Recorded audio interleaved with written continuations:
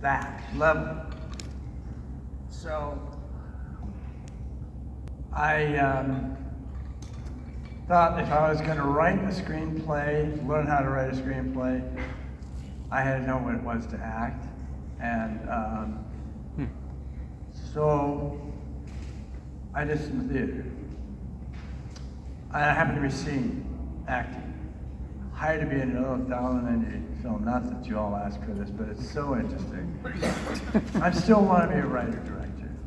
I'm asked to act in a movie after being seen in a couple of plays. And the film has 4 other actors. One is Robert Redford, another is Sidney Pollack. I meet a television director who lives in the neighborhood. I'm talking with him. He says, I'm directing a TV show if you want to come over and watch. And I met her with, he's a very interesting cat. I mentored with this guy over a 4 or 5 year period. My story. He calls me up one day and says, I got a film to direct, and I'd like you to act in it. And it's called MASH. So I figured 2 things. One, it's an okay script. And 2, I'm getting my chance to be on a big Hollywood set with a lot of people and see because you got to be able to handle everybody. Everybody's got to get along. No movie star crap.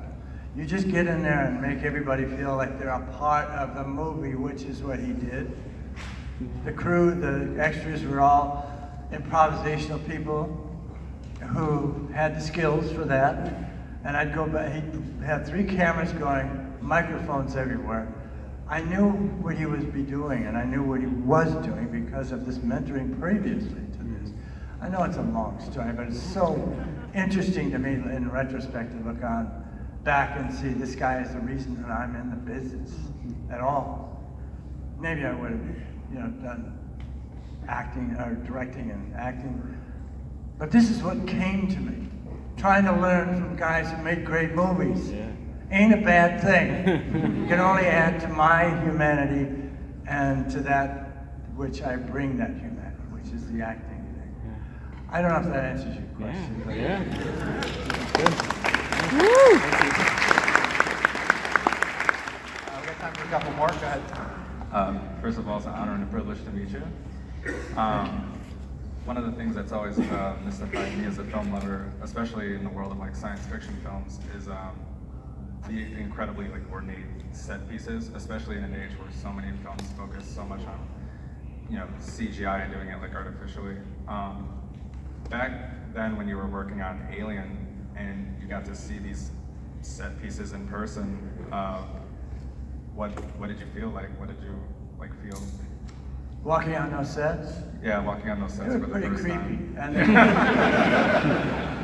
there was a reason for that. But the CGI and all that special effects stuff it never has a wrinkle in it. And there's something about great movies that you have to have the sense of timing that being a human offers. You may somehow or another forget right in the middle of a sentence what your line was, and you figure back and say, like Brando, you do a Brando thing. Yeah, I was there once. I'm thinking, what was it? Yeah, Toledo is not the place you want to be. So there's that kind of thing that really makes it interesting because you wonder, is this person has he or she forgotten the line? Man, she really played it that nice. It just worked.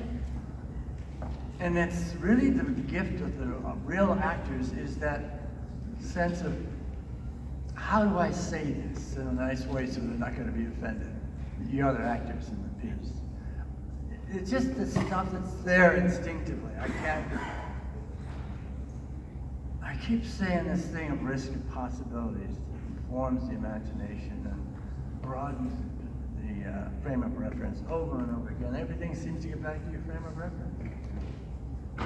And that's the place you work from. It informs your intelligence. Your intelligence informs your instincts, which drive your impulse to do whatever you do creatively. I don't know any other way to say it. It's the gifts you're given of the bad and good of life. And it's how you use them, because that's what you are. I'm a blue-collar kid off the streets of Detroit. I'll never be anything different than that. I got lucky. Thank you very much. I'm sure we have time for 2 more questions because we got to get another big movie in here after this. Go ahead. What was it like to work in the presence of H.R. Giger?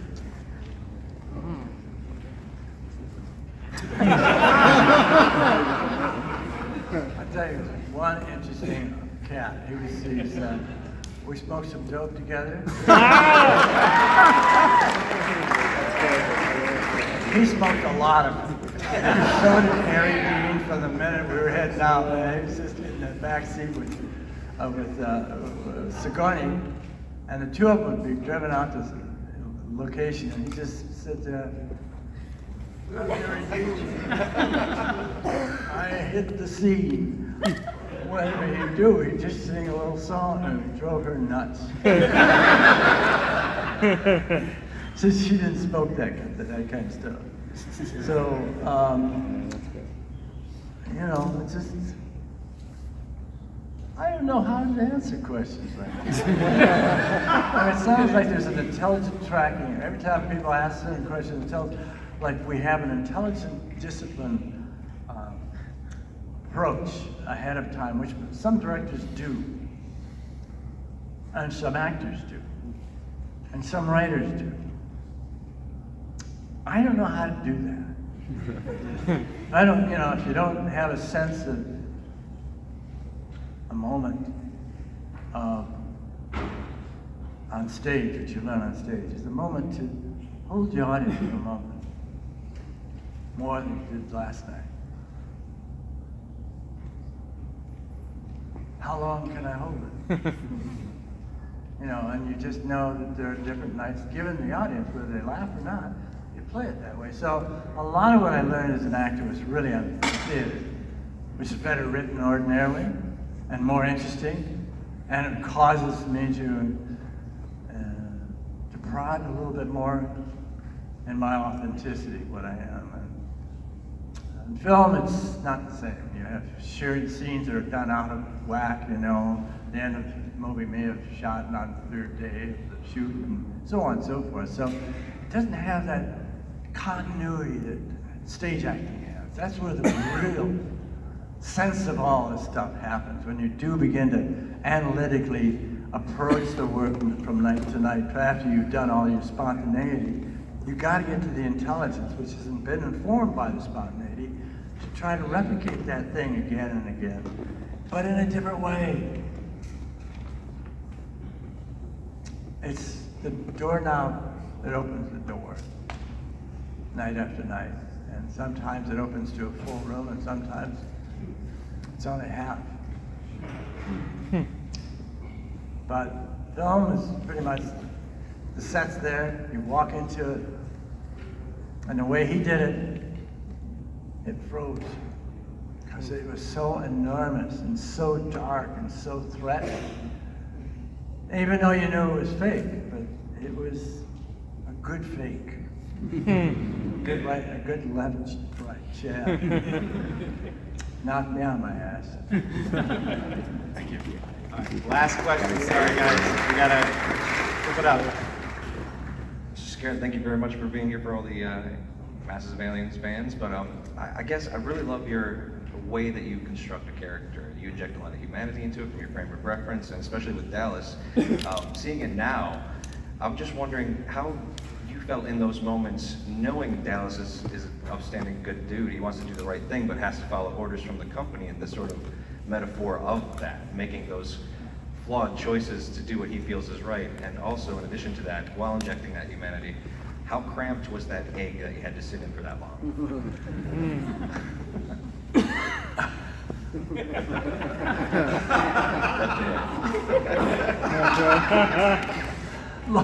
long enough for me to say, "Get me the hell out of here!" It was uncomfortable. Reality is always around us. It's how we deal with the reality. And I know movies are made up of a lot of fake, but there's a lot of reality that goes into that fake, I just, I don't know how to answer that question. All I know is that all the time I felt honored and privileged that I was able to work with those people and with this director. It wasn't about me, it was about the whole thing. It was about funny things that happen offset, like seeing the alien creatures. I mean, the memories I have are not so much on set as the stuff that goes on around me. And I remember seeing them. I told the story earlier today because it's pretty funny. Most of it, maybe it's my silly Irishness, but coming out, I was going to work in the afternoon. I came out just as they were breaking for lunch. They opened the big doors in that huge Shepperton stage. Out comes the crew. They all go into lunch, and out comes this lovely Nigerian guy who I met who was in England to study aeronautical engineering. They met at a bar, apparently. He's wearing the thing down, heads off, and the rest of the outfit, the tail, and bright blue tennis shoes. Really bright. With yellow markers on them or something like that. And the guy that was holding the tail was somewhat flamboyantly carrying it with his white scarf being blown off to lunch. So that was priceless, and I wish I had an iPhone in those days. I would be retired. So anyway, it's that kind of stuff. Thank you. Can I just throw one real quick thing? I'm waiting at one afternoon for us to go back to work, and there's another actor who's very much of a method school, which I'm kind of that way. But this guy was getting a little, he was hostile and behaved that way in front of the crew, saying, "Come on, you guys, you Englishmen, you don't say anything, you're too straight, you hang your hands over your ass like you got something to hide. Come on," just yelling at them like this, and I'm right behind these two guys who are looking this way, two English crew members. And he gets himself all wound up so he can go into the scene angry. I understand that. The one Englishman, his profile turns to this guy over here. He says, "Isn't it grand being English?"